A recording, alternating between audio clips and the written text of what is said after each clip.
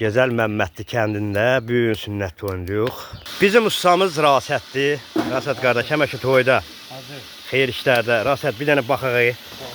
Rasət, bu nədir, bu nədir? Mən nə deyirlər imişçinin qoruması? Vallahi billahi düz deyirəm, yoxdur, bu yeməkdən yoxdur. Sən Allah gözəlliyinə baxın, əziz tamaşaçılarım. Buna öz qiymətinizi verin.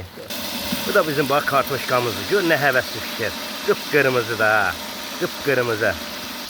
Bizim gözəl Məmmədli kəndidir. Kürün qırağındayıq bir dəqiqə. Hər bir şey.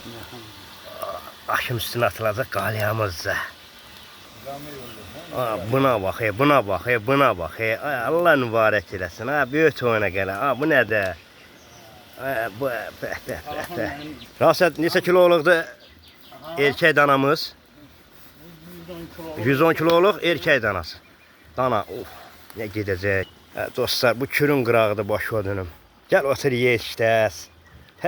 Özə Məmmədlilər qəçək toy eləyir. Ölənlərin görə haqqı super toy eləyirlər. Hər şeyimizdə var. Mağarımızın içi qəşəng düzmüşük. Çalıqçımız da Sabirabaddan gəliblər. Dediklərinə görə, eşitdiyimə görə qəşəng bir gün toy aparacaqlar. Allah mübarək. Dostlar, bax bizim də bu Məmmədli kəndidir, kürün qırağıdır. Allah hər birimizin qapısında toya gələk.